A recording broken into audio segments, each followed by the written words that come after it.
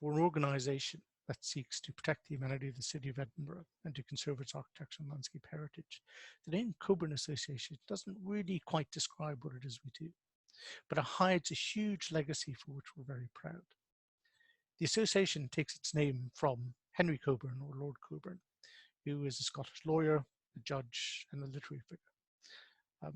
Cockburn was born in 26th of October 1779 in Hope Park on the south side of the city, where his parents had a house together with their country estate in Midlothian.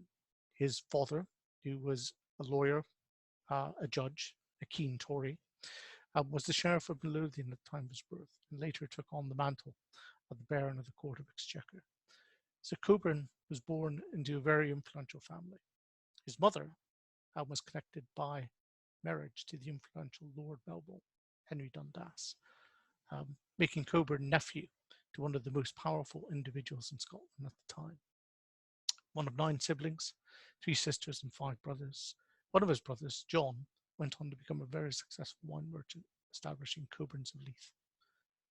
Now, not surprising given his family background, Cockburn went into formal education in the Royal High School in 1787, where under the harsh tutelage of the rector, Dr. Alexander Adam, he began his education career.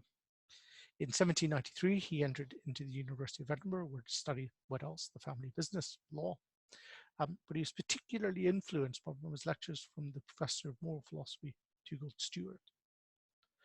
At his time at the university, he went on to join a number of societies, including the Debating Club, where with his lifelong friends, Francis Jeffrey, soon become Lord Jeffrey, together with the likes of Henry Brougham, Warner, etc., Cockburn began expanding his sphere of influence, where he met Walter Scott, soon to become Sir Walter Scott, and they formed a close friendship for the rest of their lives, although they were political adversaries throughout it.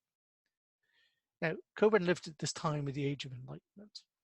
The new town was being built, and I'm sure as a younger man, he would wander off, as they all did, to go see the new buildings being erected from the north side of the North Loch. And as he was emerging kind of out of university into his career, it's not surprising that perhaps the crowning jewel of the new town, Charlotte Square, was being built, a place that he would one time live. Now, upon graduating in 1800, Cockburn entered into the Faculty of Advocates, which signaled the start of what was a distinguished legal career, becoming Lord Advocate Depute in 1806, and then becoming the Secretary General for Scotland between 1830 and 1834, before taking a seat on the Scottish bench. Now, he excelled in criminal cases and played a part in some of the most celebrated ones of the day. For example, he was the defense lawyer for Helen MacDougall, who was Burke's wife in the famous trial of the Burke and Hare body snatchers murders, and he won her acquittal in court. Now, Cockburn held strong Whig principles, which wasn't the politics of his family, and it wasn't the party to support for any men ambitious of success, but it was something that he believed very strongly in. The popular magazine of the day, the Edinburgh Review, describes Cockburn as rather below middle height, wiry, firm, muscular, inured to active exercise of all kinds, a good swimmer, an accomplished skater, an intense lover of the breezes of heaven. Here's a man who is as comfortable in the court as he is being kind of outside enjoying himself. He was immensely popular with his peers and respected by most who met him. Now, his literary career wasn't fully appreciated, although he wrote in the Edinburgh Review, as many of his peers did. The extent of his writing ability wasn't fully appreciated until his 70th birthday, with the publication of his biography of his lifelong friend, Lord Jeffrey.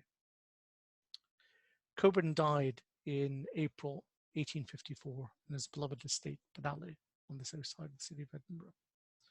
But even after his death, his presence kept with us. So some of his chief literary works, Memorial of His Time, which is his autobiography and his reflections of the city that he was growing up in, came out in 1856, together with his journals, which were a further publication of his life in 1874.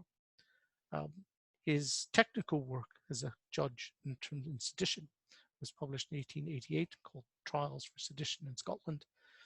And in the same year, the publication of Circuit Journeys, which was his diary of his travels throughout all of Scotland, dispensing the Queen's justice, was also published and is a fascinating read, for which we'll cover in a separate blog.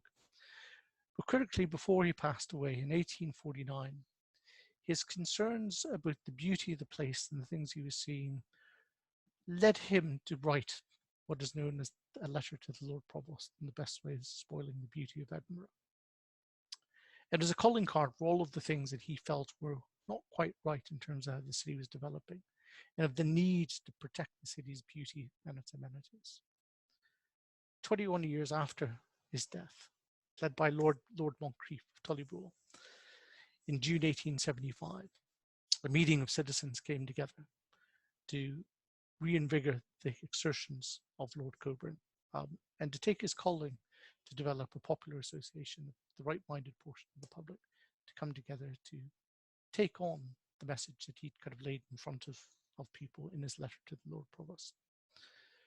And it's through all of that that we find ourselves to name the Cockburn Association, which is a very fine legacy for us to be very proud of.